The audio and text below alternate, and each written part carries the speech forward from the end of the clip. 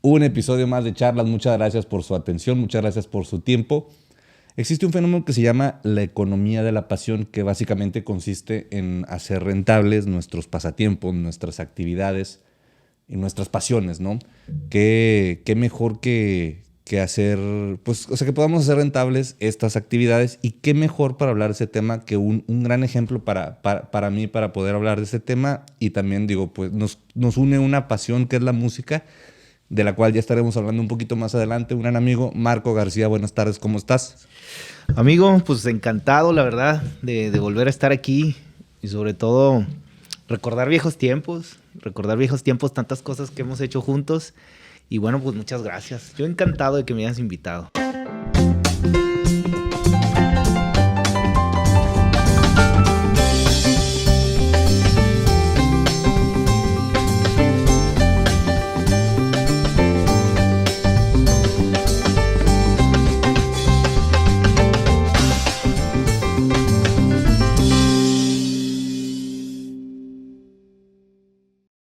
No, y digo, precisamente en esta mesa, en otros contextos, pues aquí la hemos pasado. Sí. Ahorita tenemos un vinito como para recordar, pero ahorita digo, platicando de otros temas y sobre todo platicando sobre ti y sobre todo sobre tus actividades y tus hobbies, y que al final del día esos hobbies se volvieron pues tu forma de vida. Uh-huh. Entonces está muy padre y me gustaría platicar contigo de eso. Digo, nada más para poner en contexto, pues te he visto conducir eventos, conferencias, te he visto en el estudio, te he visto charlando sobre la neurocomunicación. Entonces digo, ¿cómo te describirías?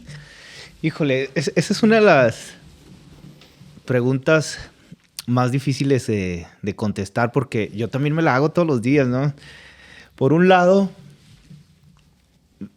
ahorita decías que muchos de mis hobbies se han convertido en mi actividad profesional y eso es algo que me hace sentir como privilegiado, fíjate. Con toda humildad, sí me siento una persona afortunada porque muchas de las cosas que yo jugaba de niño o que disfrutaba de niño se han convertido en mi actividad profesional. Y también, gracias a Dios, creo que soy una persona con varias opciones, ¿no?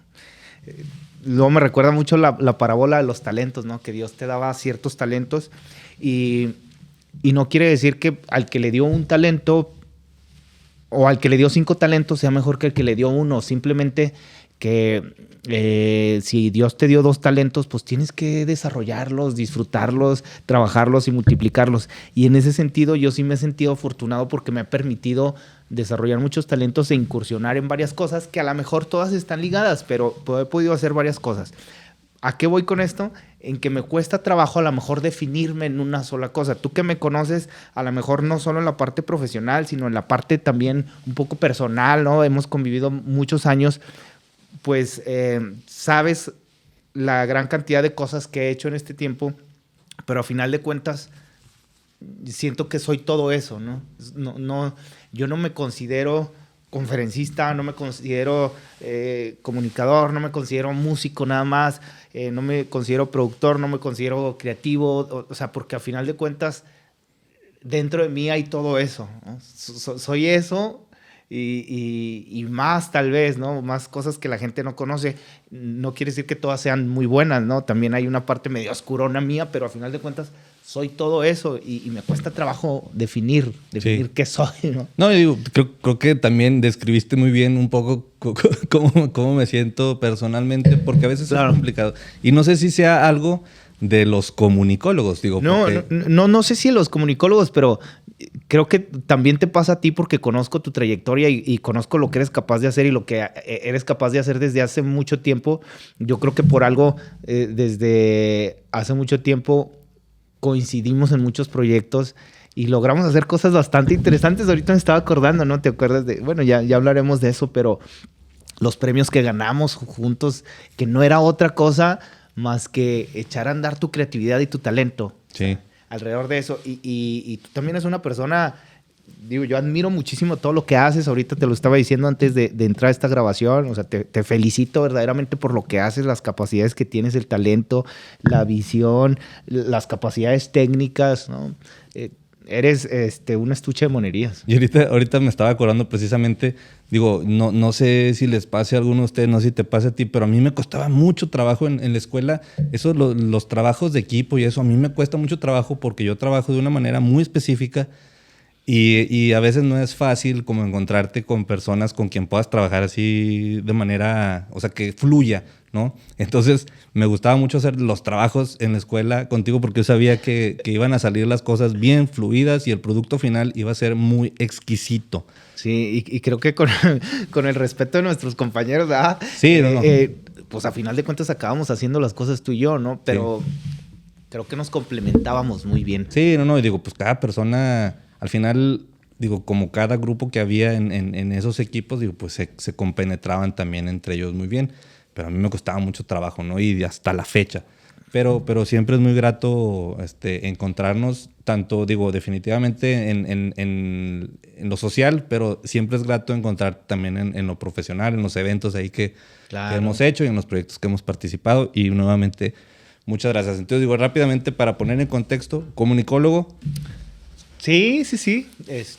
O sea, eso estudiaste, básicamente. Estudié ciencias de la comunicación, ¿no? Aunque realmente mi actividad profesional, digamos que es como una mezcla de muchas otras cosas, muchas de ellas previas a que yo estudiara comunicación y muchas otras también posteriores a que estudié la licenciatura en comunicación.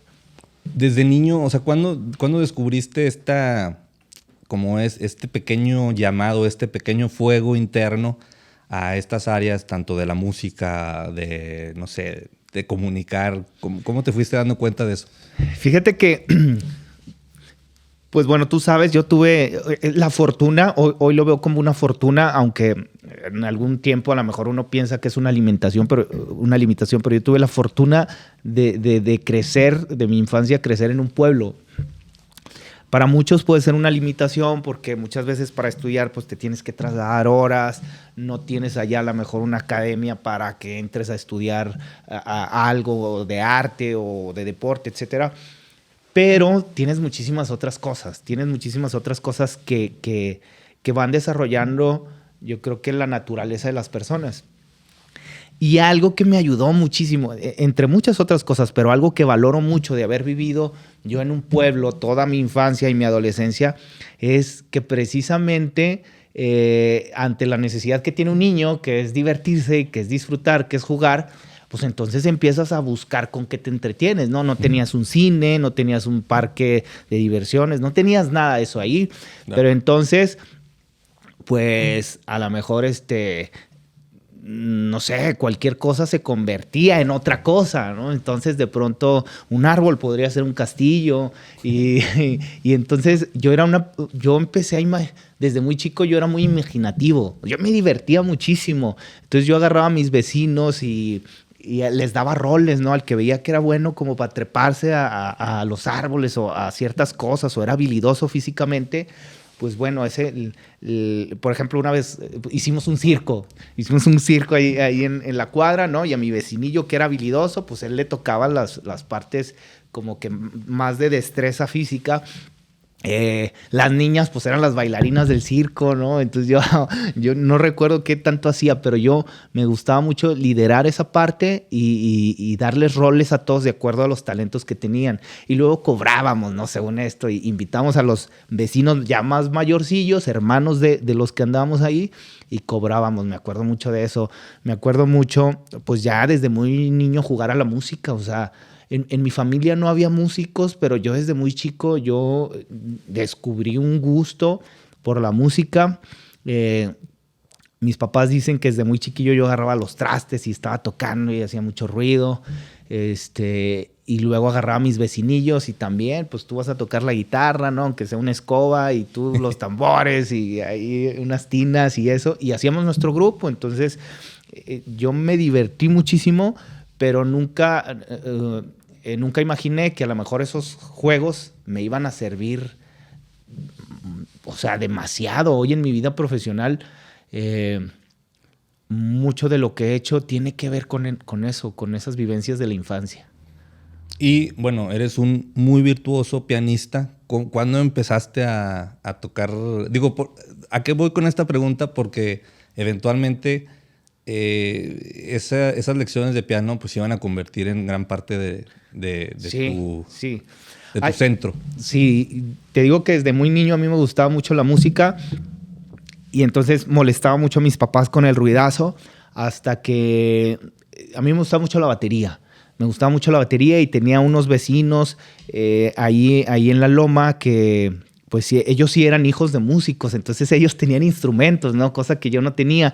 Entonces me empezaba yo a juntar con ellos y ahí descubrí como que el amor ahora por el teclado. O sea, me empezó a llamar mucho la atención. De pronto descubrí que en casa de mi abuelita había un teclado que una tía había dejado ahí y yo solo empecé a moverle el teclado y empecé a sacar canciones, o sea, sin saber nada. Y cuando mis papás se dan cuenta de eso, me dicen, ok, o sea, si te gusta la música, pues te vamos a apoyar, pero tienes que hacerlo bien. O sea, y para ellos hacerlo bien era estudiar realmente música. Lo teórico. Lo teórico, o sea, mis papás maestros, académicos, ¿no? Entonces, para ellos era muy importante que si ibas a hacer algo, lo hicieras bien. Y hay un hecho trascendental que marca, yo creo que mi vida, porque estando en la Loma, pues era muy difícil. Claro que tuve maestros ahí, o sea, tuve maestros no en el rol formal de maestros, pero gente que yo le aprendí mucho. O sea, gente que era músico y que yo ahí me pegaba y gente que le aprendí mucho, a quien siempre les voy a estar muy agradecidos. Y con ellos aprendí lo básico, pero en una Navidad, pues yo le pido a Santa un piano, ¿no? Entonces, nunca me había traído Santa lo que yo le pedía, ¿no? O sea, es más, yo creo que ya ni se usaba pedirle porque era lo que, a ver qué te quería traer Santa, ¿no? Pero esa Navidad sí me llegó un teclado, o sea, y era un Yamaha. Justo el año que habías platicado con tu vaya. Un Yamaha PCR 70 y no sé qué. No, hombre, pues yo era el niño más feliz del mundo, ¿no? Afortunadamente, mis papás compraron ese teclado en Goner, aquí en Torreón, y con la promoción de compra del teclado venía acompañada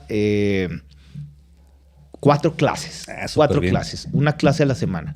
Entonces, mi mamá, es algo que también siempre le voy a agradecer, hacía el sacrificio de llegar, o sea, no recuerdo ya si mi mamá estaba trabajando acá en Gómez o en Nazas, Durango, no sé, pero llegaba, recuerdo, a la Loma como a las 2:30 en camión.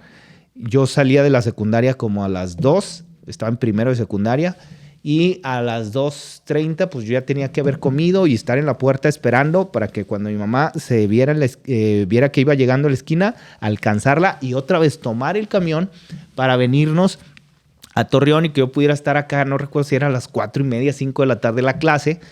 Y mi mamá en ese inter de la clase pues se iba ahí enfrente de Goner a comer y luego ya salíamos, y nos íbamos a la Loma y llegábamos en la noche. Así fueron las primeras 4 clases. Se acaban esas 4 clases gratis y el maestro habla con mi mamá y le dice, mire, pues ya terminó el periodo, pero la verdad me gustaría hablar con usted porque su hijo tiene muchas habilidades y pues me gustaría que siguiera. Y pues yo le seguí, ¿no? Mis papás dijeron, si quieres seguirle, adelante, pero me dice mi mamá, yo ya no voy a poder estarte trayendo todas las semanas, porque ahora sí creo que iban a ser 2 veces a la semana. Necesito, estando yo en secundaria, que la próxima vez que vengamos tú me vas a traer a mí, me dice mi mamá. Y yo, la verdad es que no me daba miedo, siempre he sido muy listillo como para esas cosas y algo independiente. Y le dije, claro, yo me puedo venir solo. Y dice mi mamá, no, pues te voy a acompañar 2 veces, pero yo ya no te voy a guiar, o sea, tú me vas a traer a mí. Ya, pues nos subíamos al camión, yo pagaba, nos bajábamos en la Alianza, en Torreón, yo sabía dónde agarrar el carrito que nos llevaba por la Juárez, era realmente muy fácil. Y como mi mamá dijo, pues pues sí está medio listo, eran otros tiempos, otras condiciones, y ya, pues me dejó venir solo, ¿no? Entonces yo venía solo y pues así empecé estudiando música ahí en Goner. Fue un periodo de 2 años, iba avanzando, y Y pues feliz, o sea, toda la secundaria, después entré al grupo de la iglesia, tocaba en la iglesia, después fui el coordinador del coro de la iglesia, entonces me tocaba agarrar las canciones, ahí descubrí como que esta parte creativa y de producción, porque yo agarraba las canciones tradicionales de la iglesia que iban dirigidas para jóvenes y no, yo las hacía modernas o les cambiaba el ritmo y hacía unas como en rock y otras en cumbia y así, ¿no? Tratando de que fueran atractivas para los jóvenes y tuvimos muy buenos resultados.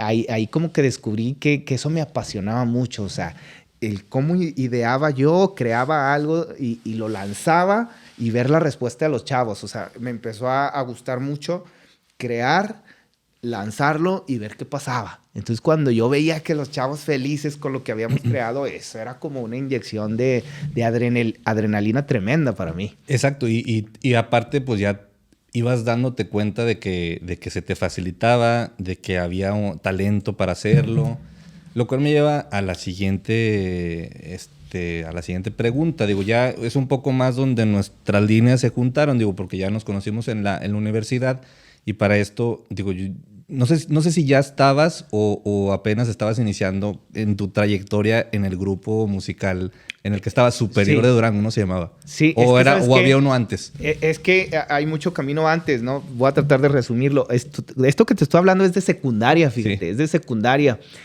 Y algo que dijiste muy importante, ahí te das cuenta, te vas dando cuenta como lo que te apasiona, lo que te gusta. A mí me gustan muchas cosas, me gusta por ejemplo el fútbol, jugaba fútbol ahí en la Loma, jugaba béisbol, pero llegó un momento en que yo sacrifiqué el fútbol y el béisbol por la música. O sea, había algo un poco más fuerte en la música que me llenaba más, me apasionaba más.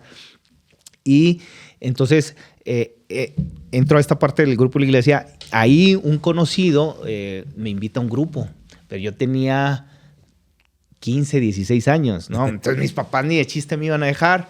Y él me dice, no, él ya era mayor, él ya tendría como unos 27 años, 28 años. Me dice, yo voy y hablo con tus papás. Era conocido de mis papás también, había sido alumno de mi mamá en el kinder.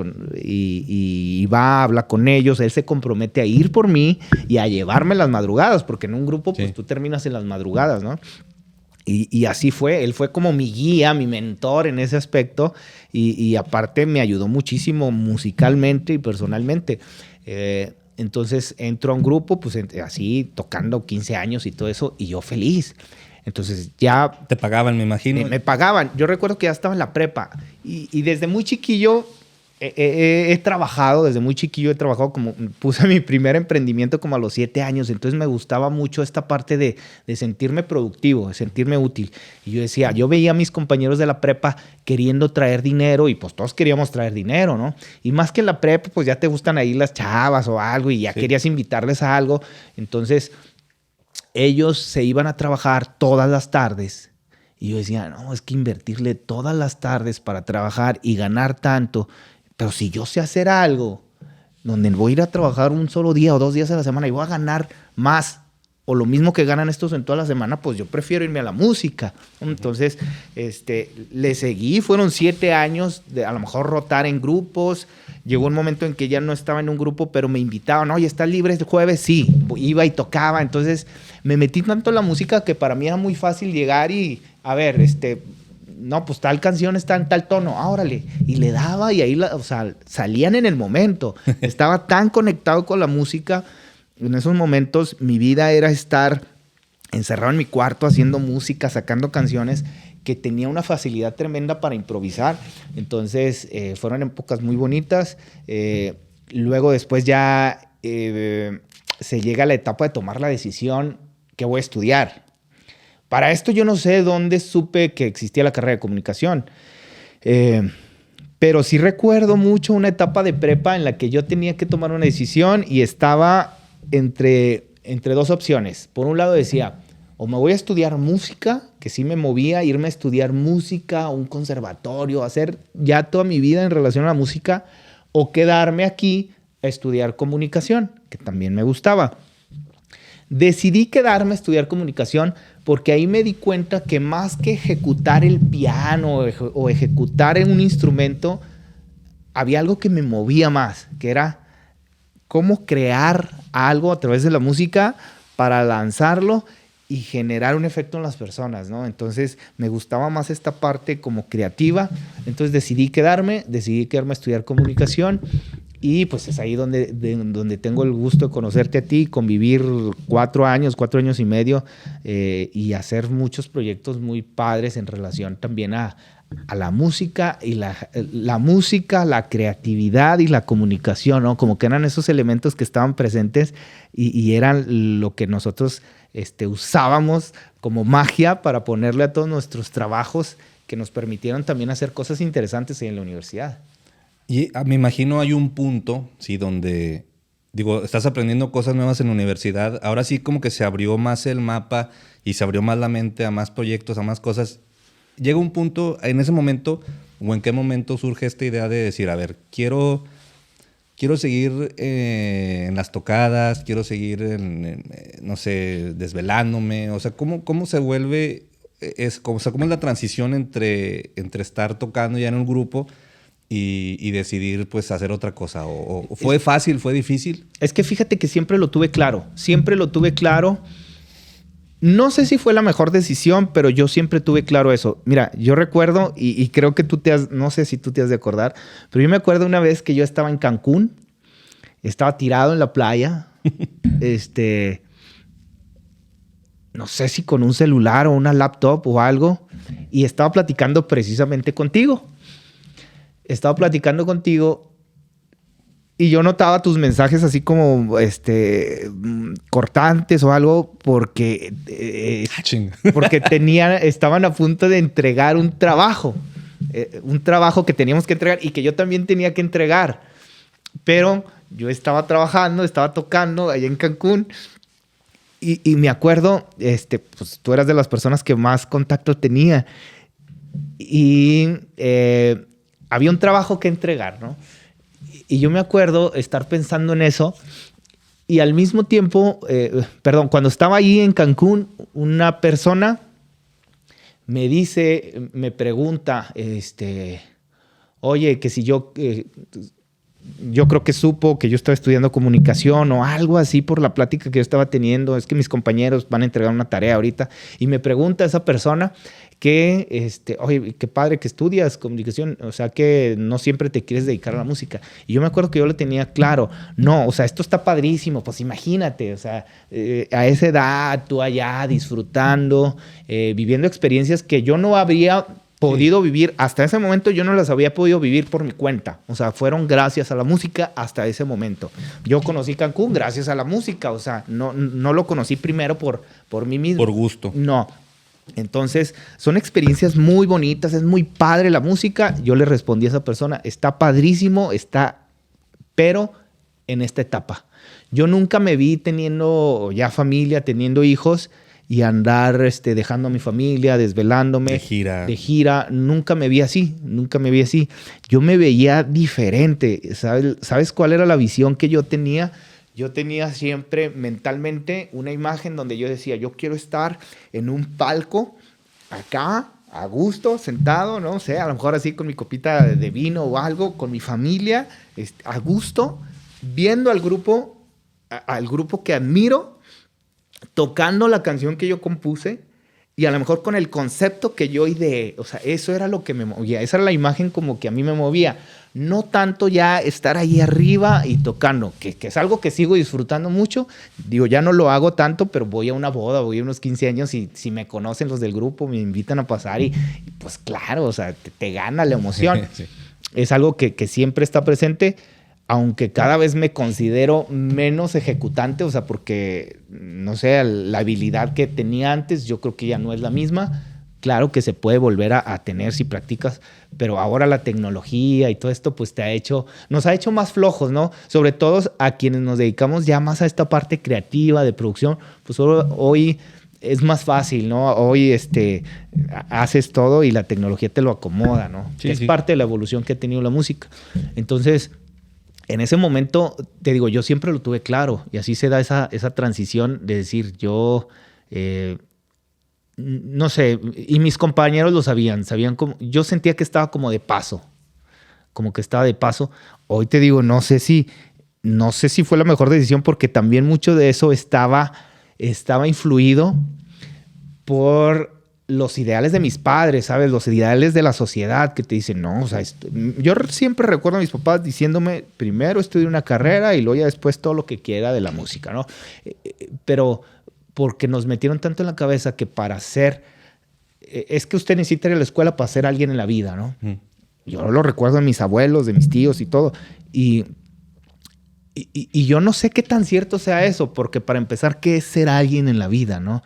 Ellos evidentemente se referían a que el estudio te da o te daba una seguridad. Entonces ellos, con todo el amor del mundo, lo que quieren para sus hijos es pues que su hijo le vaya bien y que tenga una seguridad. Entonces, bajo esos términos. Bajo esos términos. Y la forma de yo responder a esos ideales o de sentir la aceptación también de la sociedad y la aceptación de mis papás, pues era decir, no, pues es que acá en la música no es algo tan, no es ser alguien en la vida, ¿no? Tienes que estudiar. Pero bueno, hoy me pregunto, ¿y que no habrá músicos que saben mucho más que yo? Más cultos que yo. ¿No habrá músicos más estudiados que yo? Y sobre todo, ¿no habrá músicos que les va 1000 veces mejor que yo económicamente? Si esa era la preocupación de tus padres, entonces por eso ahora me cuestiono, ¿no? Un poco esas cosas. Pero digo, a final de cuentas, esa fue mi decisión y eso fue lo que yo siempre quise y pues por donde ha ido mi camino hasta este momento. Pues digo, se vuelven decisiones muy precisas y que de cierta manera, digo, me llama mucho la atención cómo cambian como el rumbo, ¿no? Esas decisiones que tomamos. Sí. Y que, digo, así como esa decisión, digo, se nos presentan cientos de decisiones de esas en nuestra vida, pero siempre hay unas que son más como contundentes que otras porque definen nuestra línea. Y ahora preguntándote, o sea, una vez que tú tomas conscientemente esa decisión, de decir, ¿sabes qué? Voy a hacer otra cosa, sí enfocada a la música, pero de manera diferente como mencionas. O sea, ¿cómo empiezas a estructurar, a darle forma a esa profesionalización? Digo, me imagino que se van juntando varios contextos porque estás poco a poco casi graduándote de la universidad. O sea, ¿cómo vas armando esa línea, ¿no? Ya hacia esa área de la vida o sea, tenías pensado como mantenerte con la música, pero ¿qué más quieres hacer? No, pues empiezo a decir, bueno, la música como tal en los grupos ya llevaba 7 años tocando. O sea, yo no sabía lo que era estar un fin de semana libre, ¿no? O sea, todos los fines de semana, y tú lo sabes, pues a veces yo no iba los viernes, nunca iba a la universidad y a veces no iba los jueves, ¿no? Entonces, eso implicaba que también académicamente pues medio le echara ganas y a ver, ir como un paso adelante, que también me sirvió mucho eso porque yo mentalmente siento que no tenía el tiempo que tenían mis amigos o otros compañeros, y tú lo sabes, como para perderlo, ¿no? Entonces nos encargaban algo y era como que apenas dijo el profe lo que teníamos que hacer y rápido maquilar qué opciones tenía para hacerlo y cómo lo podía hacer, porque yo tenía que entregar rápido, ¿no? Que gracias a eso y también con los trabajos que nos tocaba hacer en equipo, pues salieron cosas muy interesantes, ¿no? También con el talento tuyo y de algunos otros compañeros. Pero llegó el momento en que yo dije, a ver, ya son 7 años, ya estaba cansado de las desveladas. No tener... Yo me acuerdo que ahí en ese momento, me acuerdo mucho, digo, interrumpiéndote, discúlpame, pero no. Ahí salió el tema. Yo nunca había escuchado de que tomaban vitamina C y vitamina B porque se desvelaban.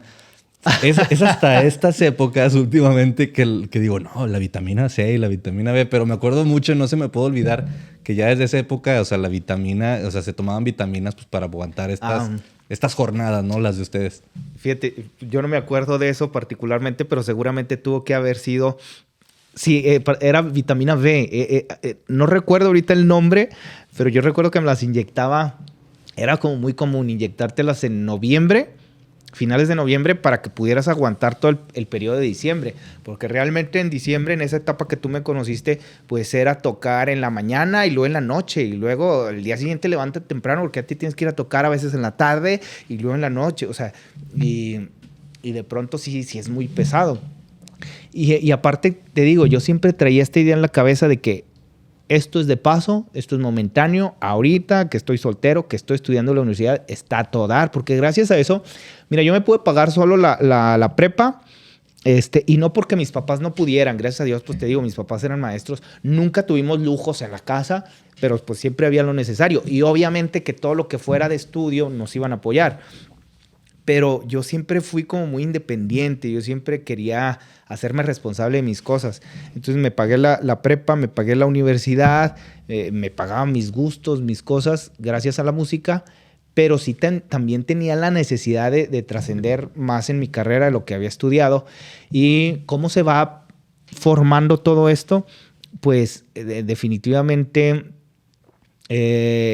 jugando, porque a final de cuentas yo hacía, te digo, desde para el grupo de la iglesia yo me acuerdo haber hecho como spots y spots musicalizados.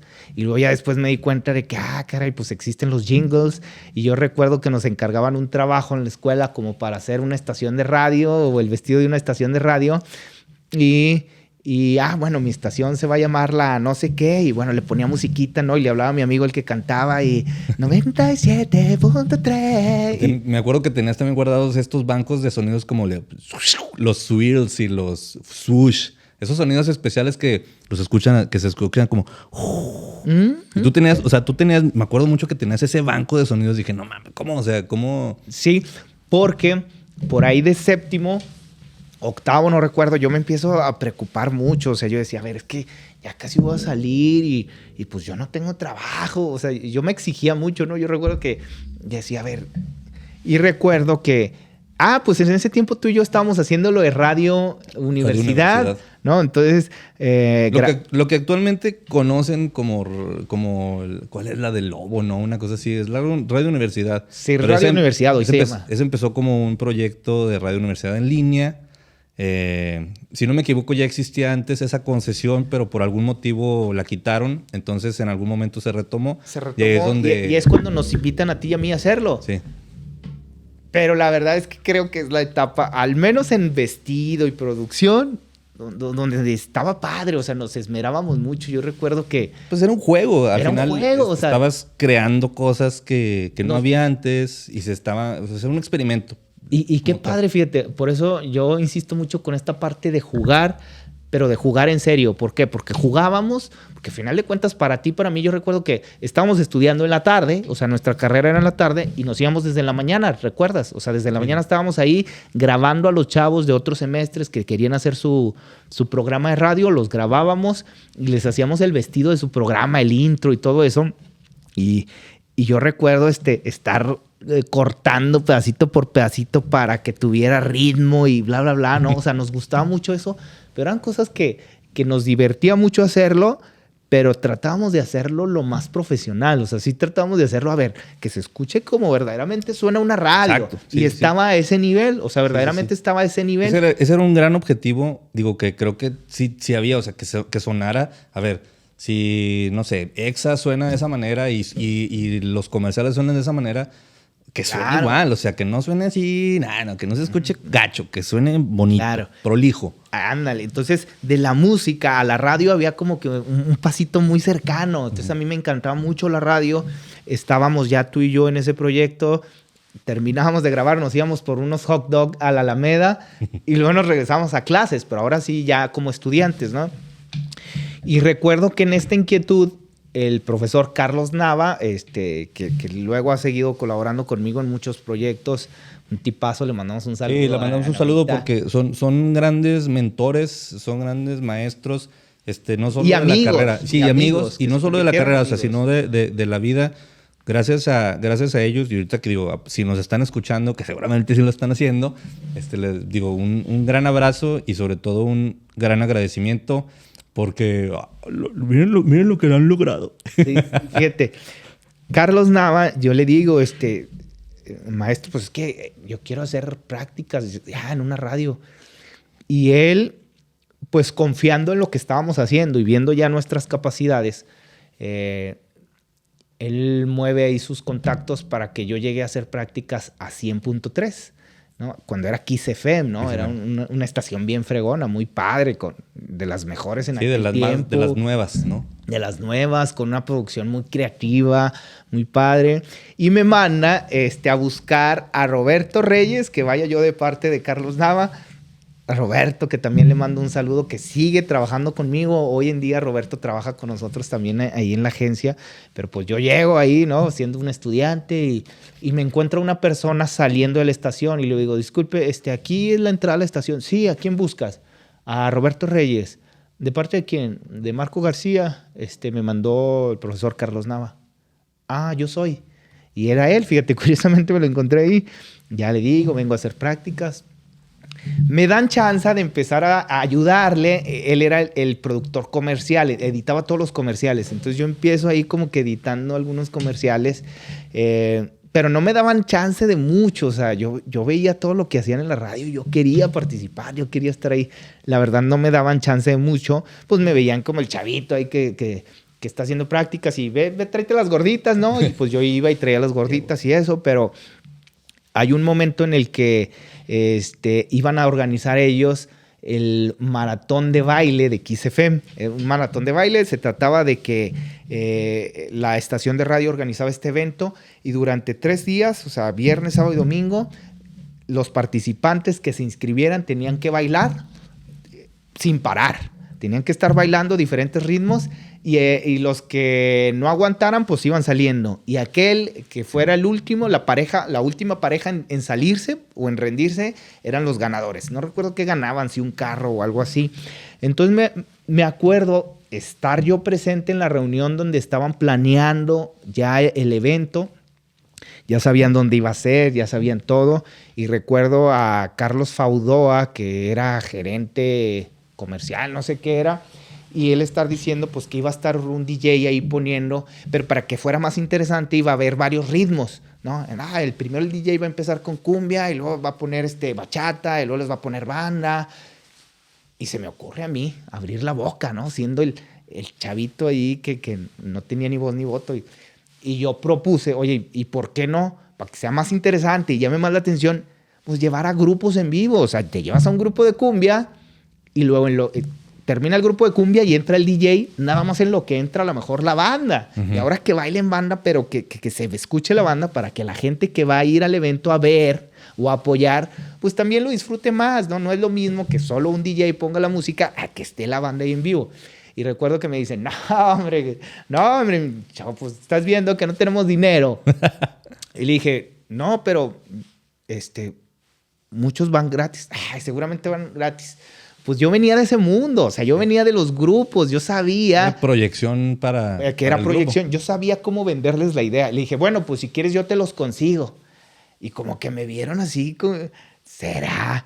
Y al día siguiente llego, oye, ya tengo un grupo de cumbias. Ya tengo una orquesta que va a tocar salsa, que va a tocar así. En ese momento yo tocaba en esa orquesta. Ya tengo una banda. Les llevé varios grupos, les dije nada más que vamos a meterlos dentro de los promos. Órale. Y a partir de ese momento como que ya me dejan de ver como el chavito que iba por las gorditas y me empiezan a ver como algo más. Me dan ahí algunas otras oportunidades y yo feliz, ¿no? Pues imagínate, seguía en esta atmósfera de música, pero ya en la radio, ya como digamos, metiéndome esta onda de la comunicación, de la creación. Entonces yo estaba como pez en el agua, muy padre todo. Y estuve un tiempo ahí haciendo prácticas, terminan mis prácticas, yo seguía yendo a la estación, hasta que de pronto surge una nueva faceta, una nueva oportunidad de entrar a una dependencia de gobierno. Entonces, me fui moviendo como a muchas cosas a una dependencia de gobierno y que al final de cuentas termina siendo también una escuela totota, porque estuve ahí como 7 años. Todavía estaba yo en la escuela.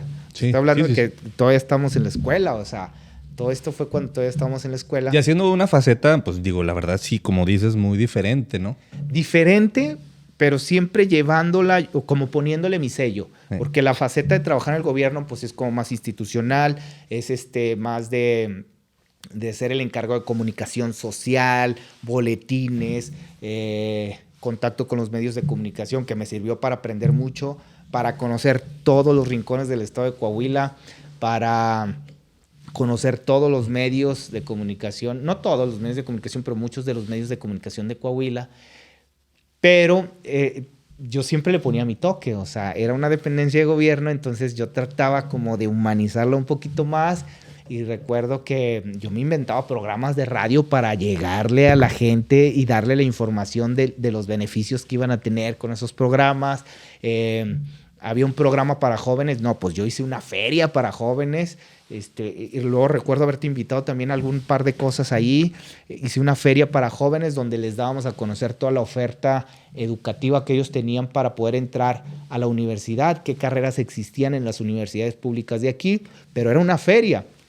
Ellos pasaban a stands donde veían la oferta educativa, estaban ahí, todas las universidades las llevábamos y luego después pasaban a un área que le llamábamos área recreativa donde había juegos mecánicos. Estoy hablando que eran muchos chavos que el gobierno apoyaba, que venían de comunidades rurales y ellos difícilmente podrían venir a la ciudad o difícilmente podrían venir a una feria. Entonces eso se convertía realmente en una feria para ellos porque había juegos mecánicos, había atracciones y lo mejor de todo es que al final les llevábamos a los grupos del momento. O sea, gestionabas gestionabas ese recurso para adecuarlo a tu estilo de un evento que... De un evento que generalmente era muy formal, como son todos los eventos de gobierno, ¿no? Así como que muy formales, que no conectan mucho con la gente, con un estilo ya que desde mi punto de vista ya no es muy funcional. Nosotros le cambiamos el rostro. Le cambiamos el rostro en el evento protocolario, en lugar de haber un presidium y que cada quien hablara. No, les pusimos una salita lounge e incomodamos a los políticos. O sea, había conductores. Es como si fuera un programa de televisión para chavos. Y llevábamos a gente que les pudiera dar un mensaje también de inspiración. Recuerdo haber llevado al Pony Ruiz, a Cristian Mijares, que fue 4 veces campeón del mundo. Y así, gente que podía fungir para lograr ese objetivo. Y también, te digo, fue una gran experiencia, tanto así que ese modelo se replicó a nivel nacional. Y eso me llevó a otra cosa. Te estoy hablando que ahí yo ya era bueno como para crear, para producir. Para producir, claro. Y meterle siempre este ingrediente en la música ahí escondido, ¿no? Porque para mí la música, a lo mejor ahorita vamos a hablar de eso, pues tiene un poder tremendo para conectar con las emociones de las personas. Entonces yo trataba de meterlo en todo.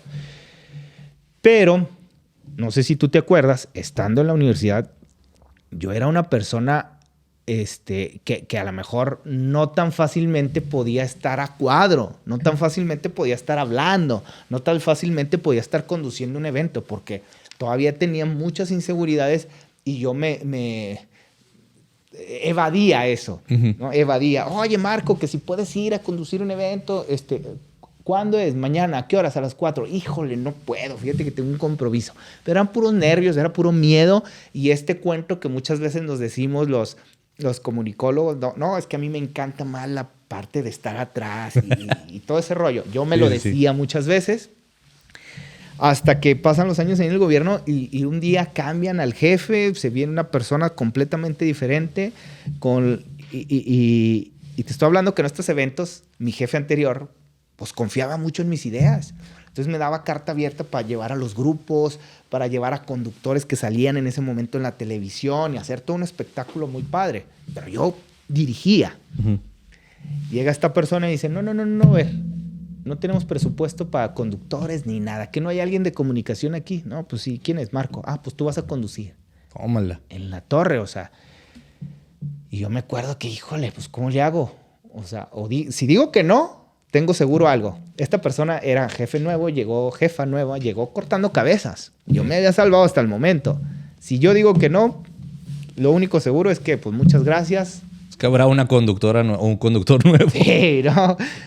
Y entonces Si algo he tenido y he descubierto y he aprendido con este tiempo también a conocerme y conocer tanto mi sombra como mi luz, es que también soy una persona con un ego muy alto, que muchas veces me ayudará y otras veces no me ayuda tanto, pero en ese momento dije, híjole, no puedo verme mal, ¿no? O sea, no puedo verme y decir, no, pues es que yo no sé conducir y...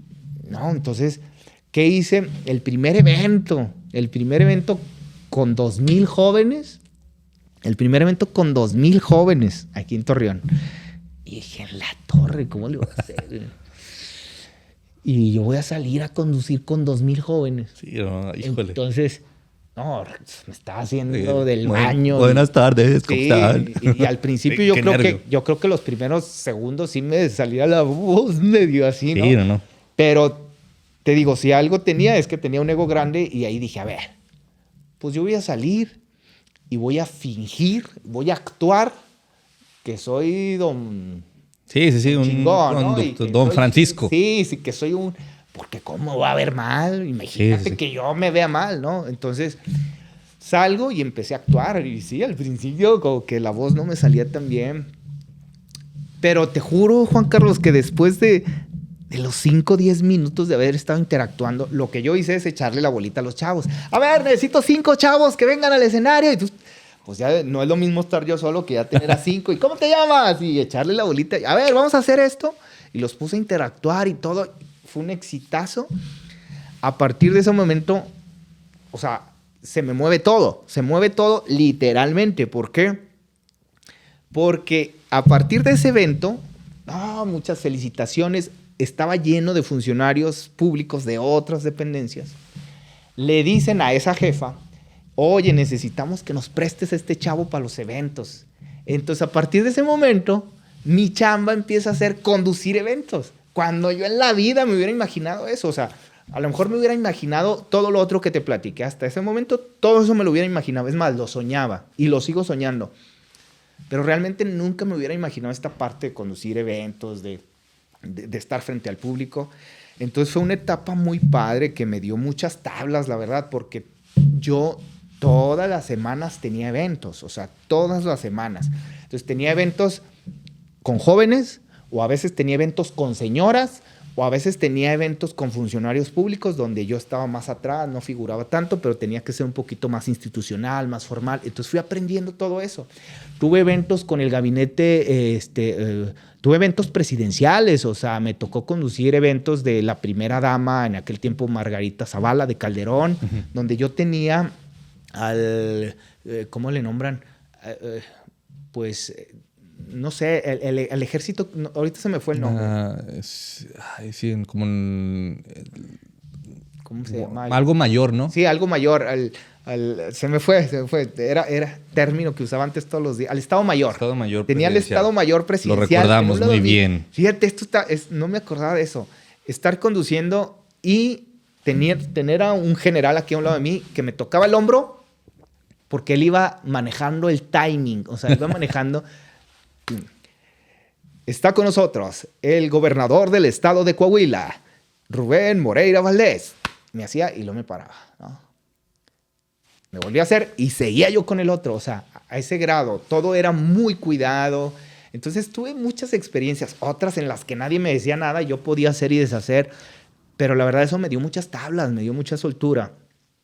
Para llevarme, fíjate, no me considero para nada me considero yo el mejor conductor de aquí, de la región, y nunca me consideraría eso, pero a veces las oportunidades están ahí, o sea, tienes que estar ahí, o la vida te va moviendo, o por casualidad. Este fenómeno que a mí me pasaba de tener miedo de hablar en público, pues le pasa a muchos, le pasa a muchísimos que nos están viendo ahorita. Entonces es ahí donde yo digo, caray, esto es un área de oportunidad. O sea, si muchos tienen miedo y le sacan como yo le saco, pues entonces yo tengo que vencer ese miedo y me va a poner en una oportunidad diferente con respecto a los demás. Y así pasó. Pues yo aquí en Coahuila conducía todos esos eventos, casi todos los eventos de las dependencias del gobierno federal en ese tiempo los conducía yo. Pero mis jefes que estaban en México también tenían eventos allá. Y eran mis jefes y eran toda una autoridad. Pero en esa parte, ahí sí me los fregaba, ¿no? Entonces, ¿qué pasó? Que cuando a ellos les pedían lo mismo, decían, no, hay un chavo en Coahuila que es bueno para conducir. Bueno, me llevan a no solo a conducir, sino a presentar este proyecto que te platiqué en las ferias, a platicarlo, a presentarlo ante, ante mis colegas de todo el país para que ellos lo replicaran estas ferias. Entonces, pues ya les expliqué cómo lo hacía, cómo lo organizaba, qué deberían de tener, qué elementos tenía, todo. Pero había un detalle. Pues sí, ellos podían encargarse de la organización, pero la parte de unir todo a través de la conducción, como yo lo hacía, porque yo estaba, al ser el coordinador del evento y estar conduciendo, eso te da un plus, porque sabes qué el hilos, timing.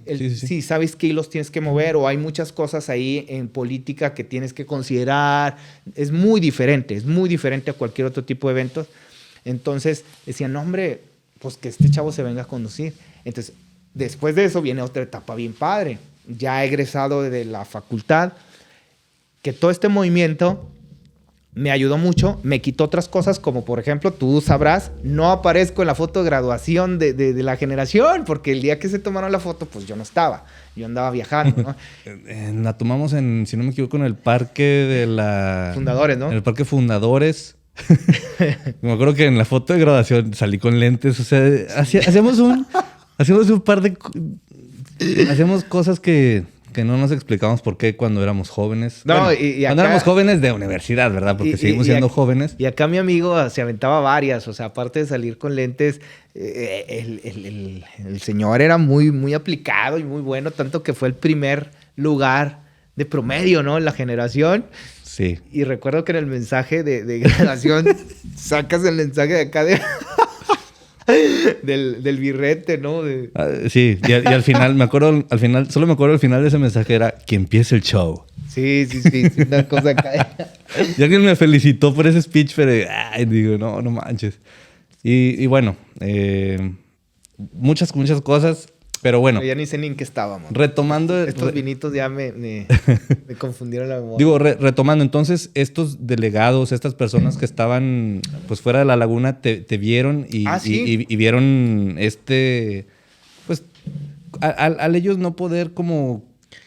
no te voy a decir controlar, pero sí cuidar como el tiempo y el timing de los eventos, pues ya te vieron aquí como una herramienta muy padre para así... Bueno, no una herramienta tampoco. Ahorita cambio eso. No, pues es que al final de cuentas creo que sí es. O sea, es una herramienta. Sí, Mira. para controlar ahí Bueno, no, para controlar no, para manejar el ambiente del evento, ¿no? Que es importante, pues, entender un poco qué sigue, qué no sigue, qué es protocolario, qué es más ambiente, qué es más social, qué es más dicharachero. Y vuelvo a lo mismo, o sea, para mí todo tenía que ver con la música, o sea, para mí un evento es como la música. Yo siempre les digo a los cuates, o sea, tienes que saber en qué momento ir tranquilo, ir quedito y en qué momento estalla el coro, ¿no? En qué momento en un evento también tienes que estallar y tiene que haber distintos momentos.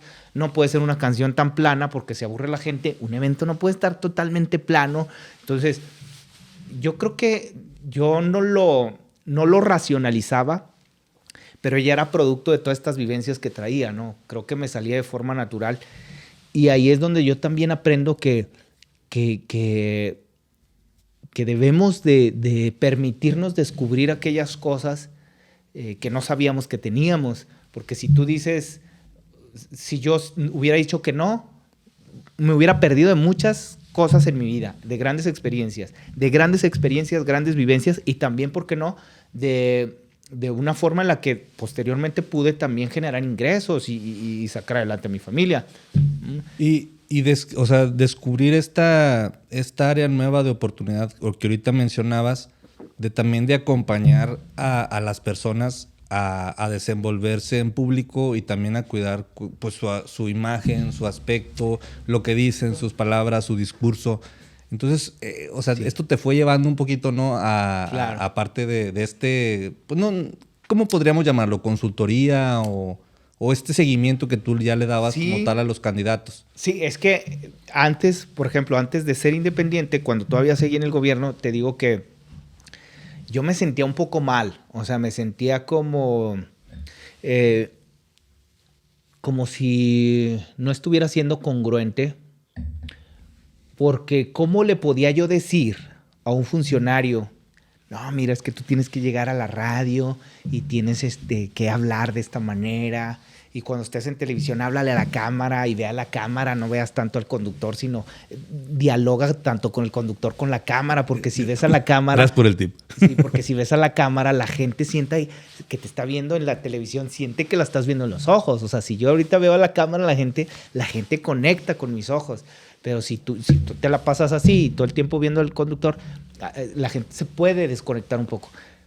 Pero yo decía, ¿cómo le puedo estar diciendo todas esas cosas si yo no soy capaz de enfrentarlas? ¿Sí me explico? Porque yo también, te digo, seguía teniendo pavor para eso. Sí, sí. Pero en el momento que pasa todo esto de que me avientan al ruedo, o sea, porque no fue una decisión que yo hubiera tomado por mi propia voluntad, sino porque no me quedaba de otra, me avientan al ruedo, todo cambia. O sea, todo cambia tan así que te digo que empiezan todos estos eventos aquí, no solo en el estado de Coahuila, sino que ahora me hablan de México y me dicen, oye, pues sí, el modelo que tú hiciste en Coahuila ya se está replicando en todo el país, pero pues échanos la mano. Entonces viene otra etapa, o sea, otra etapa mayor, que ahora era conducir eventos, pero no solo en Coahuila. Yo aquí viajaba en automóvil a Piedras Negras, Allende. Conozco todos los municipios de Coahuila. Pero ahora era, oye, nada más que tienes que estar el lunes en Puerto Vallarta. Wow, o sea estabas en hoteles pues de primer nivel, todo pagado. Éramos chavos, pues en la noche, pues a lo mejor te salías a dar la vuelta. Y el domingo teníamos que ir a ensayar a donde iba a ser el evento, pero el ensayo era checar tu micrófono, ¿no? Sí, 2, sí, probando, ok, listo, está bueno, ok, vamos a salir por allá y listo, ya. O sea, y el domingo libre, comiendo de lo mejor ahí en el hotel, el lunes el evento. Y me acuerdo que con esta chica, a pesar de que no nos conocíamos, pudimos interactuar muy bien. O sea, desde el primer evento parecía como que habíamos estado conduciendo juntos mucho tiempo. Uh-huh. Entonces no se nos complicó, fue muy fácil. Y de ahí dijeron, no, pues ustedes van a andar en varios eventos. Tanto así, Juan Carlos, te digo, no porque sea el mejor conductor, para nada. Pero a veces el punto es estar ahí. El punto es decir, sí, le entro, ¿no? Uh-huh. Nos dicen, este modelo de este evento está causando eco y se va a presentar ante el Gabinete Social de Presidencia de la República. Va a haber un evento en el Palacio de Bellas Artes. Y pues tienen que ir a conducir. Wow, o sea, es una de las grandes experiencias también de mi vida, porque yo no sé quién pueda presumir, haber conducido en Bellas Artes. Yo sí, y sin ser el mejor conductor, insisto, no digo que esto fue porque yo sea, no. Y aparte porque sentaron un precedente, bueno, sentaste un precedente. Sí, ya, y oye, qué padre que esto se esté replicando. Sí, claro, ¿no? Entonces, ahí es donde yo empiezo a ver que las ideas tienen mucho valor. Uh-huh. O sea, las ideas tienen mucho valor y que es bien importante lo que tú traes atrás. O sea, confiar en esas vivencias, en esa experiencia, en eso que tú ya hiciste y agarrarlos como recursos para...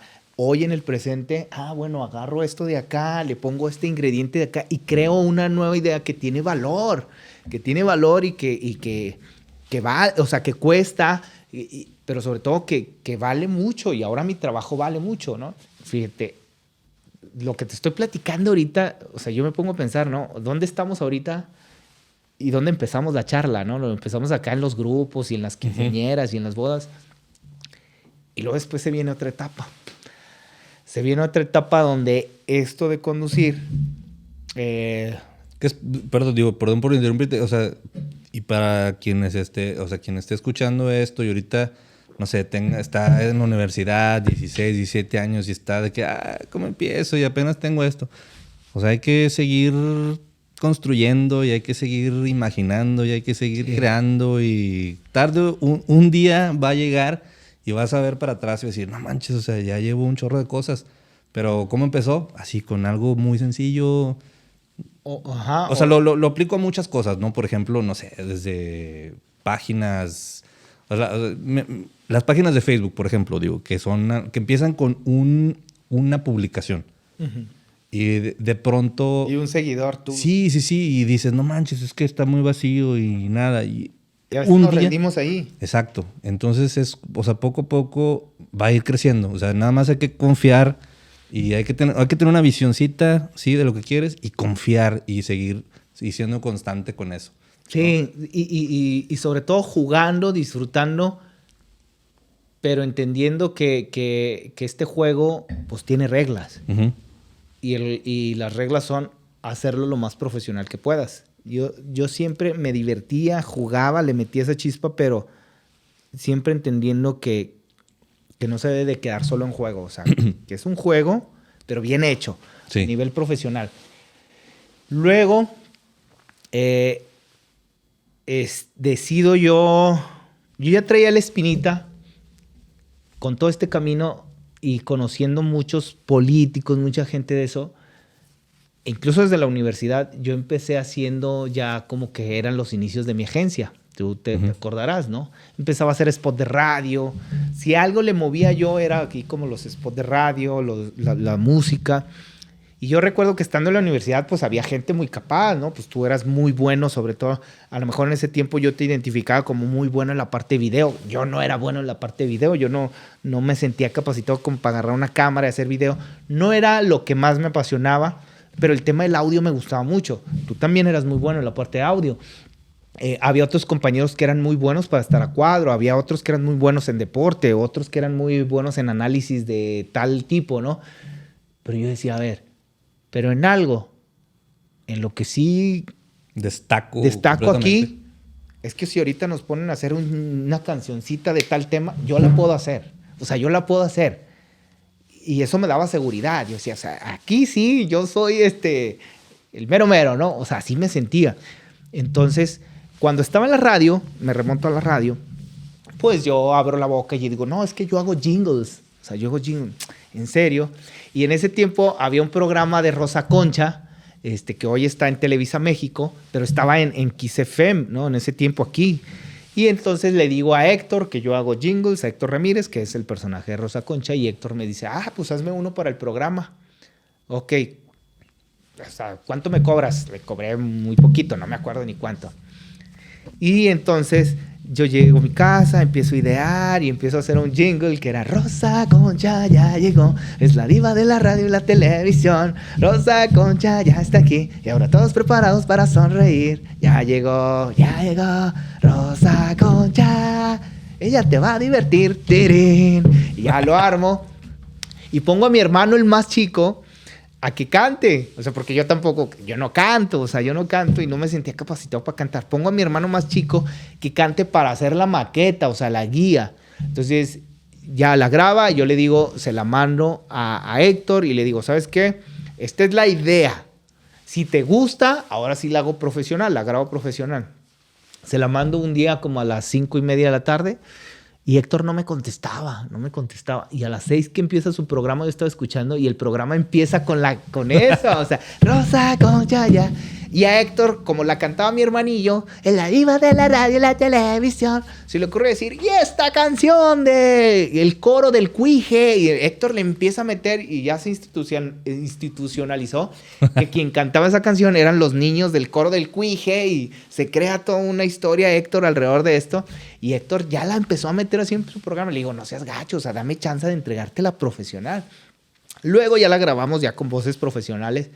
Pero ahí inicia otra etapa de mi vida, que es la de, caray, pues si yo ya hice un jingle que puede salir en la radio, entonces yo ya llegaba y decía, no, pues yo soy el que hice el jingle de Rosa Concha, y luego también ya me habían dicho que... Es un gran trofeo, la verdad. Sí, y yo le decía ahí, me acuerdo a los vendedores de la radio, oye, dile, mira, como yo estaba haciendo los spots que se anunciaban en la radio, pues le poníamos la música que sea. La verdad. Entonces, como yo estaba ahí y sabía de lo que se trataba, yo le decía a los vendedores, mira, dile a tu cliente que si ya se está anunciando en radio, que le invierta un jingle, porque un jingle va a hacer que su marca lo recuerden mucho más, porque si no, un día le meten la música que sea y luego va a otra radio y le meten otra, y no está creando posicionamiento en la mente de sus clientes.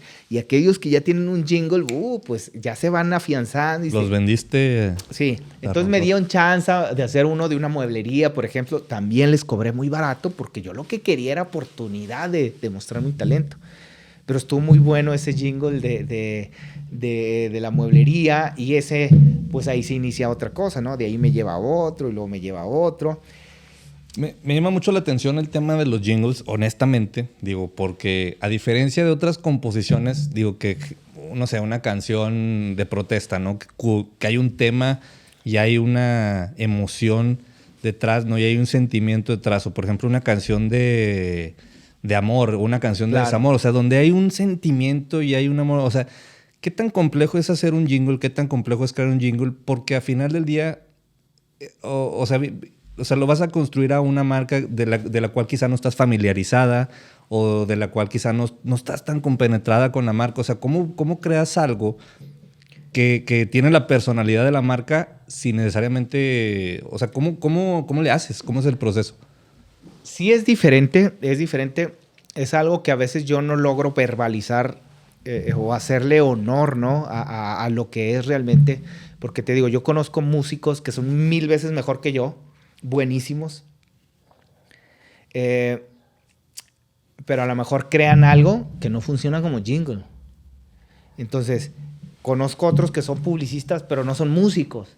Entonces yo creo, y vuelvo a lo mismo, la importancia de aprovechar los recursos que tienes, que te tocaron. Entonces a mí me tocó esa vivencia de ser músico, de andar en los bailes, de saber qué le emociona a la gente, con qué conecta a la gente, de tocar todos los estilos de música. Me tocó esta otra parte de saber de comunicación, de estudiar comunicación y mezclar todo eso. Es como si echaras en una licuadora todos esos ingredientes y tú puedes ofrecer algo diferente. Y yo creo que eso es lo que a mí me permitió, pues ya ahorita, haber creado más de 100 jingles comerciales que se escuchan aquí, pero definitivamente es diferente. A mí, como a ti, me encanta también esta parte de componer canciones, pero en la canción tú eres libre. ¿Por qué? Porque tú quieres expresar algo que tú quieres, que tú sientes, en tus tiempos, en tus formas. Y un jingle no. Un jingle es por encargo. Oye, ¿puedes crear un jingle? Sí, pero es de esta marca, con estas características y es para ayer. Perdón, porque todos los jingles así son, ¿no? Todo el mundo tiene urgencia. Entonces ahí no eres tan libre. Yo te puedo decir que al principio era como más fácil para mí hacer los jingles porque sabía menos cosas. Entonces, todo era más intuitivo. Es para esta marca, es para... Y como que nacía una parte muy intuitiva mía que conectaba.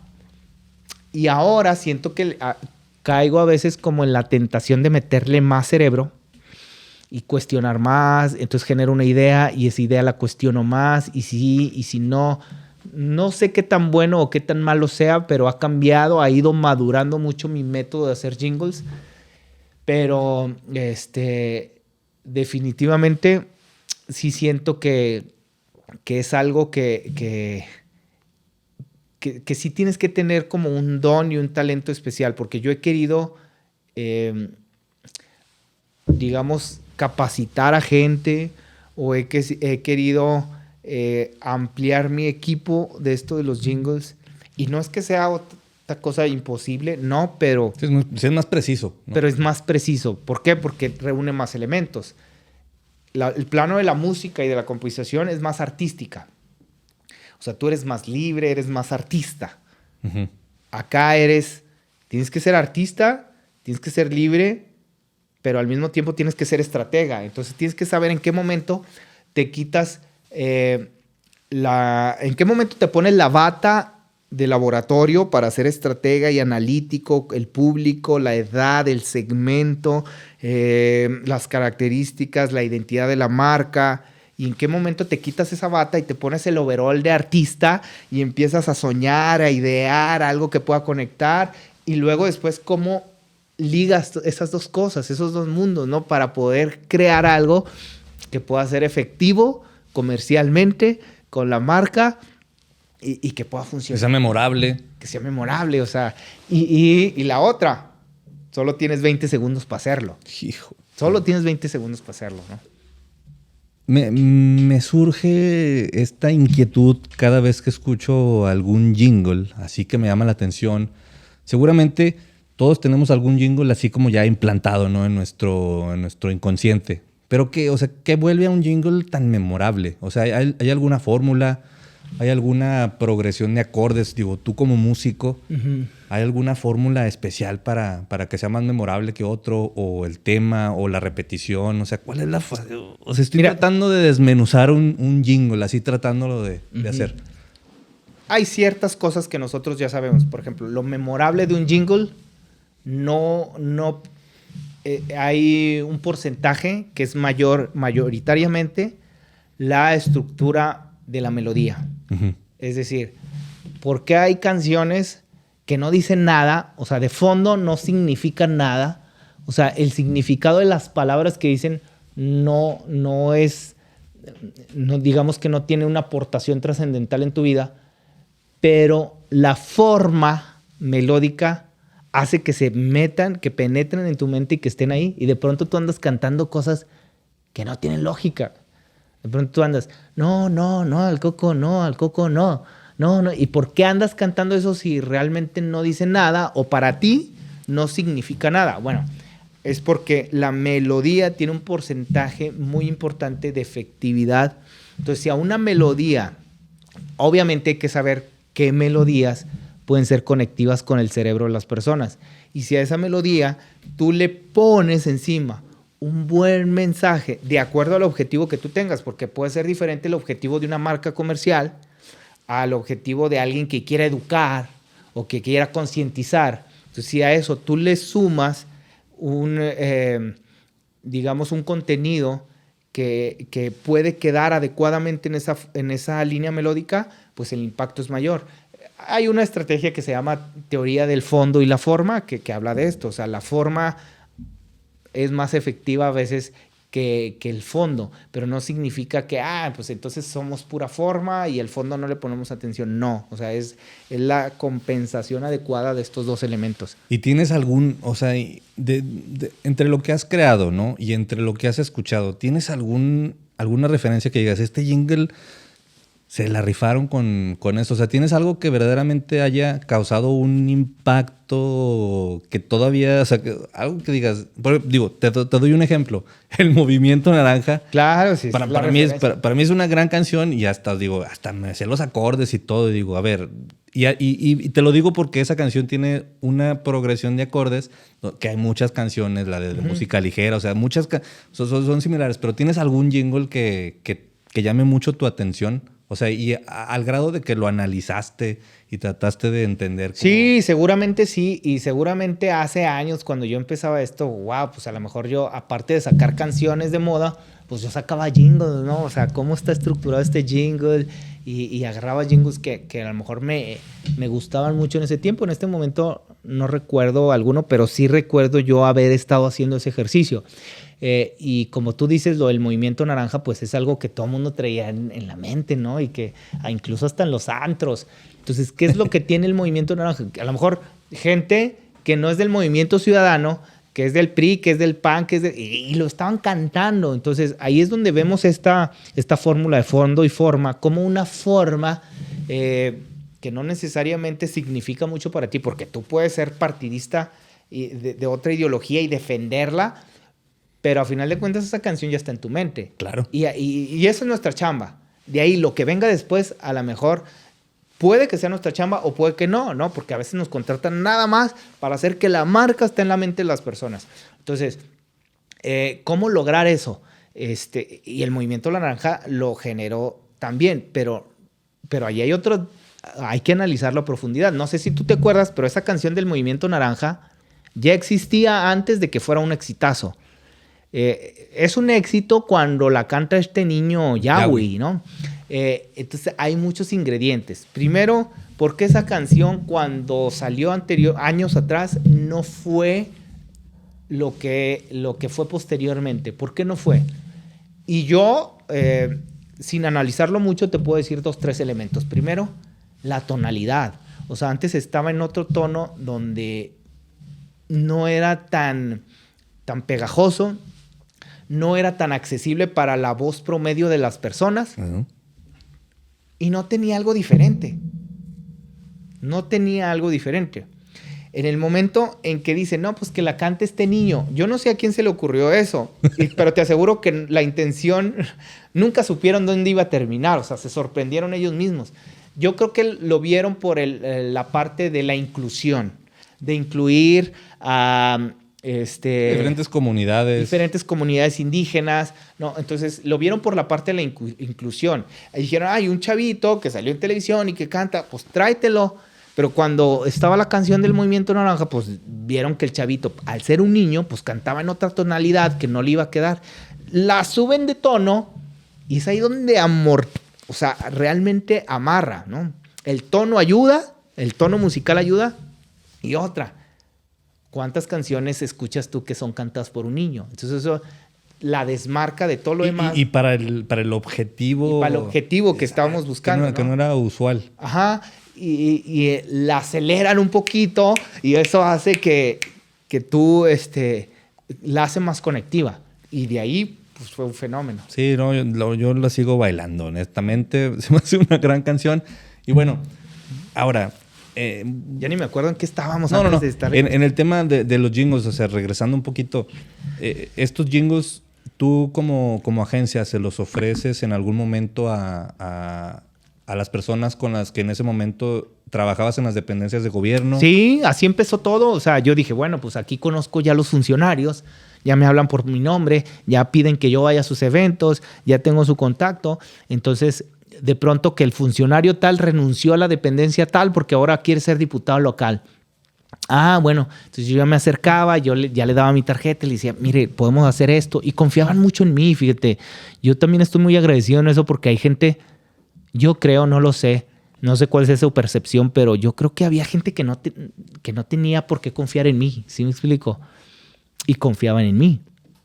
Como que algo me veían y confiaban en mí y terminé haciendo cosas interesantes con gente que hoy a la fecha te puedo decir que hay una relación más allá de lo comercial. Hoy, a la fecha, el día de hoy, no sé cuántos años después, 15 años después o 13 años después, sigo trabajando con esas personas en algunos de sus proyectos y más allá de esta relación comercial hay una relación también ya personal. Entonces, gente que confió mucho en mí, que vio algo en mí y que se atrevía a hacer algo diferente. Me gusta trabajar mucho con la gente que quiere hacer cosas diferentes. Particularmente batallo cuando la gente me pide hacer algo que es igual a lo que siempre se ha hecho. Batallo. Pero me gusta la gente atrevida, fíjate. Y había gente que se atrevía a hacer cosas diferentes o al menos cosas diferentes a lo que hasta el momento se había visto. Y realizamos cosas diferentes que a mí me emocionaban mucho, me generaban una dosis de dopamina, ¿no? Estar creando cosas que podían ser diferentes. Sí, y eso me gustó. Entonces, así es como se va conformando la agencia. Llega un momento también en el que yo pues veo un área de oportunidad ahí en la parte política, sumando todo esto que ya hemos platicado, más la parte de la política, y yo digo, pues yo soy de una comunidad, o sea, yo sé las necesidades de la gente, estos hombres de la política se dirigen a la gente, se dirigen a la masa, yo sé cómo hablarles. Yo sé cómo llegarles y cómo ponerlos a bailar. Yo sé cómo encenderlos. Yo sé cómo conectarlos. Yo sé con qué mensajes llegarles. Y lo sé hacer técnicamente. Estudié comunicación. Me considero creativo. Hay ideas diferentes. Y yo en ese tiempo pues ya coincidía mucho con algunos consultores o colegas de acá, pero que lo sentía muy muy teóricos, muy estrategas, Sí, muy fríos. Muy diferentes a Muy todo fríos el al contexto perse- que tenías. muy fríos, y muy diferentes digamos, a toda esta experiencia que yo traía. Entonces todo eso se lo empiezas ya profesionalmente se lo empiezas a vender a los políticos, todo el tema de los jingles, todos los recursos Sí. para que su imagen como candidato pues Ajá. pueda funcionar, ¿no? Sí, y es que también me interesó mucho irme a congresos, a México, a estudiar imagen pública. Entonces, como ya empezaba yo a ofrecerles jingles y esas cosas a los políticos, pues yo decía, mis jingles van por un lado y funcionan, pero el estratega con estos que te platico que convivía decían que no, que el mensaje tenía que ser otra cosa y que ellos tenían que tener otra imagen en los espectaculares. Entonces yo sentía que ya había como una capirotada de cosas en las que yo sentía que no iban a funcionar. Entonces yo sentía también que ya tenía yo la capacidad como de involucrarme en otras áreas. A ver, no solo te hago los jingles. Yo ya me sentía con la capacidad de decir, a ver, vas a lanzar tú una campaña, ok, yo te hago un estudio a ti de esencia, veo tus fortalezas, tus cualidades, veo las necesidades del público y yo te digo cómo va a ser tu campaña, cuál va a ser el concepto, cuál va a ser el eslogan, cuál va a ser el logotipo, el diseño. Entonces yo ya con mi equipo empezaba a hacer todo eso, o sea, y entonces de hacer solo los jingles ya empezaba yo a armar toda la campaña y así se da la agencia. Renuncio al gobierno, aunque seguía participando en eventos del gobierno, pero ya renuncio, me dedico de lleno a la parte de la agencia y empezamos a crecer ahí en la agencia, mucho en este ámbito político. Y bueno, hasta que surge la última faceta también que tú conoces de mí, donde me invitan un día a dar una conferencia para estudiantes de comunicación, ¿no? Cosa que también nunca me había imaginado. De acuerdo a esta experiencia que veían, me piden dar esta conferencia a estudiantes en un congreso de comunicación. La doy, me sentí muy a gusto, creo que funcionó. Y luego de ahí me dicen, oye, ¿y no puedes venir acá a Saltillo? A la ULSA de Saltillo. Ah, ok, sí. Pues te pagamos el hotel, te pagamos los viáticos. Y ya, voy. Y luego después me dicen, oye, ¿no puedes venir acá a Campeche? Y, sí, claro, pues me pagan los vuelos, comidas, todo. Y entonces yo digo, oye, esto está padre, ¿no? Esto está padre y veo que había otra parte de mí que conectaba mucho, que le gustaba mucho y que le encantaba también generar un mensaje como muy positivo, o sea, como un mensaje de siempre he sido muy así, o sea, de vamos, o sea, echarle ganas, si se puede esto. Y empiezo a dar conferencias, o sea, también sin imaginarlo, creé una conferencia que tú conoces que se llama Aguas con lo que publicas, que intentaba darle herramientas a los jóvenes universitarios para hacer un buen uso de las redes sociales, considerando que hoy en día pues las áreas de recursos humanos no solo checan tu currículum, sino que checan tus redes sociales. Sí, entonces, claro. Creo toda una conferencia alrededor de esto, un contenido, lo empezamos a dar, luego me empiezan a hablar, oye, puedes venir acá a tal lado con estudiantes de preparatoria. Sí, lo aterrizamos un poquito a preparatoria y es una conferencia que nos permitió andar en distintas partes del país, vivir otra experiencia muy padre, que se convirtió también en una parte profesional de negocio, de la cual pues cobrábamos por hacerlo, y bueno, se suspende un poco con la pandemia, y que ahorita estamos ya en vísperas de retomar, ¿no? Si me preguntas cómo estamos ahorita, pues estamos ahora haciendo todo eso que te platiqué, más esto, y también en la búsqueda, o sea, constantemente en la búsqueda de seguir descubriendo nuevas cosas, de seguirnos conociendo más. Nosotros, yo mismo, o sea, soy una persona que le gusta mucho introspectar, conocerse, apoyado de gente especialista en eso y de seguir buscando. Sigo buscando cosas, o sea, esa es mi esencia, mi espíritu. Sí, no. Y digo, desde aquella vez que nos conocimos en el aula de clases, digo, es algo que yo siempre he visto, que siempre estás buscando qué se puede hacer y siempre con estos movimientos de manos. Sí.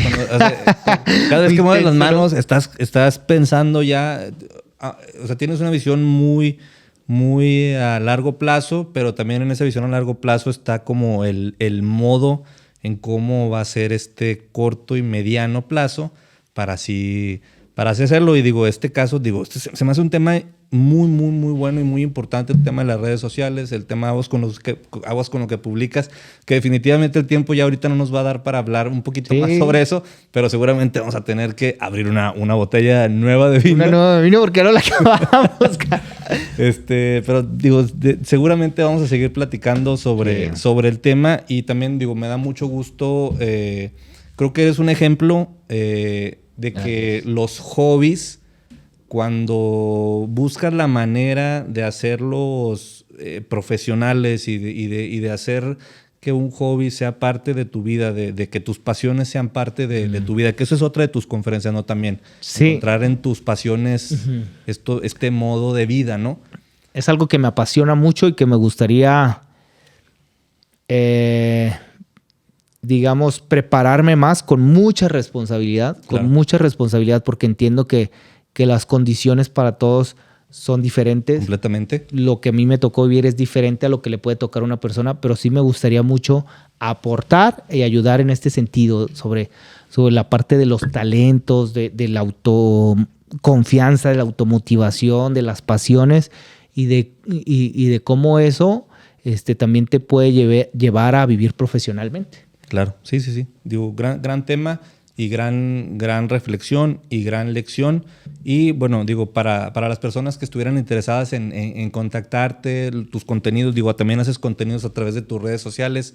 ¿Cómo te localizamos? Las redes de la agencia son Maganeuro, @Maganeuro o Maganeuro Comunicación en Facebook. Y mis redes personales, en todas estoy como Marco García MX. Marco García MX. Perfecto. Y así, digo, lo que escucharon ahorita, digo, aquí es un ejemplo de que lo que ves es lo que hay. Si lo contactas, te va a responder ahorita como estuvo platicando con nosotros. Seguramente si lo ves y platicas sobre tu proyecto, va a estar así moviendo las manos. No me había dado cuenta de eso, pero sí, soy como... Pero en ese momento, si está haciendo esos movimientos, es porque está creando algo muy importante para el proyecto que seguramente estás queriendo desarrollar. Y bueno, Marco, me da mucho gusto, un privilegio compartir esta mesa contigo. ¿Y tienes algo más que agregar? No, pues solo agradecerte porque esto ha sido como una terapia, personal, porque a veces se me olvida, ¿no? A veces se me olvida y es importante como tú aventarte nuevamente la película y el viajecito que has tenido a lo largo de tu vida, porque como te decía hace un momento, sigo en la búsqueda. Entonces para esa nueva búsqueda o esos nuevos proyectos siempre es importante saber cómo ha sido el viaje de tu vida. Y yo te agradezco porque ha sido un regalo para mí. Es un regalo para mí, es una terapia estar aquí contigo, platicando y felicitarte, reconocerte y valorarte lo talentoso que eres. Yo creo que habrá otro momento en el que hablemos de ti, pero para mí siempre es una persona con muchas capacidades, muy talentosa, muy creativa y que tiene mucho por aportar y que siempre nos sorprende. En cada proyecto donde hemos estado, es bien gratificante trabajar con gente como tú, así de talentosa y sobre todo así de profesional, y qué mejor que una excelente persona y una calidad humana. Sí, digo, es completamente, pienso lo mismo, y también digo, qué bueno que estamos en esta mesa, que al final del día el objetivo es compartir, y seguramente esperemos también que se lleven algo de esta charla y que se lleven algo para sus proyectos o para esa idea que están como planeando hacer. A veces queda dar el primer paso y ese primer paso a veces cuesta. Sí. Pero esperamos que estas charlas que tenemos pues te animen a dar el que sigue. Y la verdad es que, como yo le digo a mis alumnos de universidad, no tenemos la verdad absoluta, no tenemos la receta del éxito. Exacto. No creo que exista. Todos tenemos condiciones diferentes, pero muchas veces sí sirve ver las referencias o el camino de otras personas. Nada más como para agarrar motivación y fuerza y seguir nuestro propio camino. O sea, seguir nuestro propio camino. Exactamente. Pues bueno, muchísimas gracias. Gracias, Marco, a ti. Y muchas gracias a todos ustedes por su atención, por su tiempo. No sé si es el más largo. Sí, pasaremos a la historia. Antes de que las cámaras truenen ya. Porque... ya se nos estaban calentando. Pero otra vez, muchísimas gracias a todos y nos vemos en un siguiente episodio de Charlas. Hasta luego, hasta la próxima. Chao, chao.